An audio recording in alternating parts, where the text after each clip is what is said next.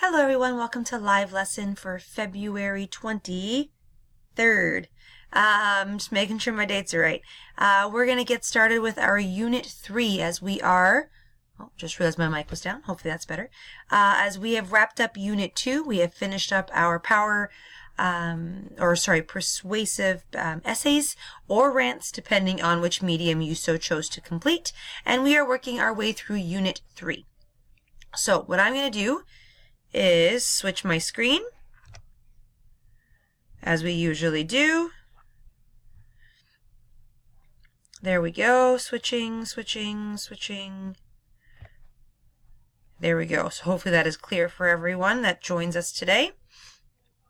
All right, so our lesson 9 is power over the press.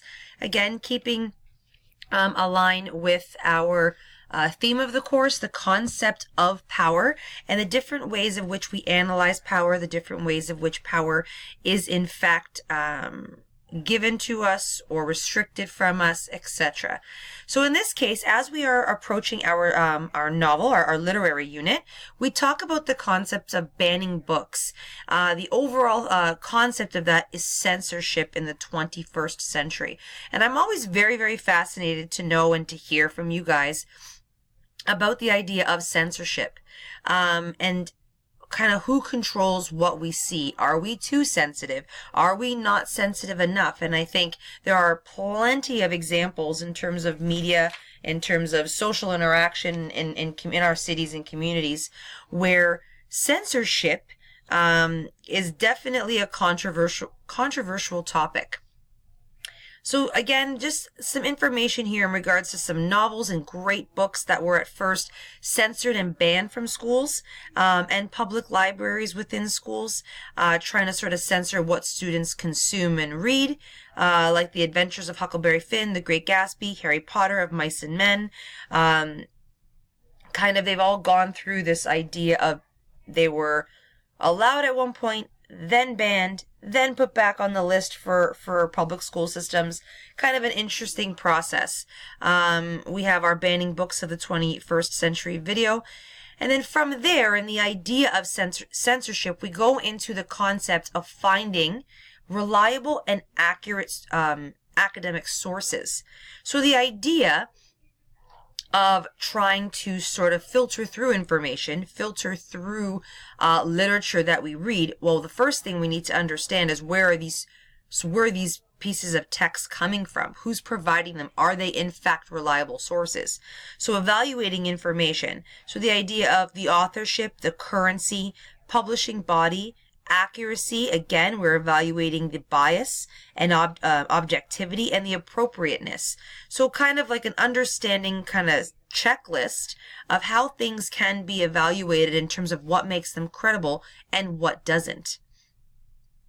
And then, of course, some great places to access academic sources. Google Scholar is one that we use quite regularly. Journ is an online journal articles database. Again, pretty great in regards to providing you with academic pieces of information. Graphic organizer to help you along the way in regards to using some of these things. Then we get into this idea of using MLA citation to avoid plagiarism. So this is where this is kind of what would answer the questions of a lot of students. Oh, I think we may have someone. Perfect. Hi, Pam. Not sure if you can hear me. I'm just in the middle of a live lesson and I'm recording. So if you have any questions, then please just ask or type away, okay? I can hear you. Hi, Pam. I'm just in the middle of a live lesson. So I'm going to continue working, and then if you have any questions, you could ask me at the end. Perfect. I'm just going to switch screens here. 1 second. There we go. So getting back to the idea of using MLA citation to avoid plagiarism. So something I've talked about in other lessons and other projects, but the idea that as we approach our college level writing structure and writing style, and then moving on to our 4C college and of course post-secondary education after that, it is really important that we sort of have an understanding of plagiarism. It is okay to absolutely take from other sources, but it's about how much we take, and it's about providing the credit as to where the credit is due. Okay, so what we've given here is a little MLA citation sort of video. Sometimes it's easier for you guys to see it visually, if that makes any sense. And if you have any further questions about it, then of course, please let me know. But basically, think of it this way. There is absolutely no tolerance for plagiarism in general. So taking something from somewhere else and then pretending that it is your own, right? That's not something we're trying to do. It is okay to take from it, as I said, as long as we're providing the right credit. And then it's actually encouraged to provide other information from other sources. So this is kind of just some information within our lesson to kind of go through that idea of what it looks like. MLA is the format of which we are writing, and usually with English, it tends to be MLA, especially when we're working with literary styles or literature styles. And then as we continue, we go into our pre-writing activity. So what does that even mean?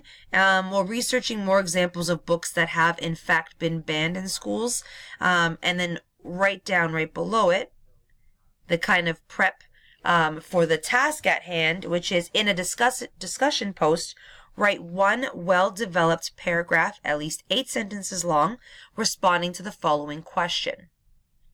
Should censorship be permitted to continue in the lives of people under the age of 16?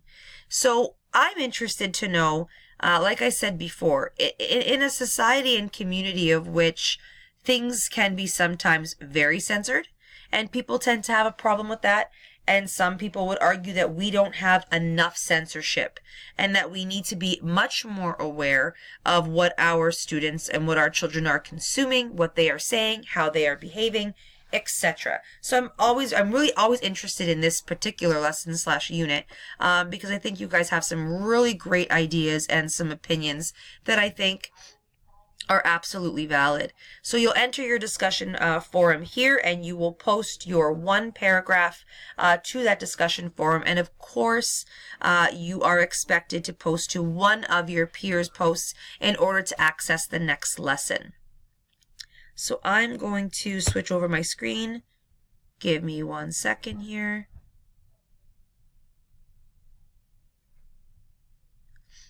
Sorry guys, one more.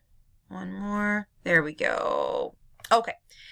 So I'm going to end today in terms of recording, and I will post this lesson to our board as always. And hopefully that just provided with a little bit more clarification in regards to the idea of censorship, the idea of power that is in fact also overarching into our literature, the idea of power and how it is monitored within our classrooms and within our students, what they have access to in terms of texts and information, what they don't have access to. I mean, even as something as YouTube, Facebook. In many schools, in many classes, there's censorship on that. Some schools allow students to log on to Facebook during school time. Some schools don't. Some people go back and forth with that opinion as well. So super interested to hear what you guys have to say in regards to that. And if you have any further questions as we move toward our novel unit, please don't hesitate. Get in touch with me and we can go from there. So I'm going to stop recording this lesson, and if you guys need anything, then just let me know.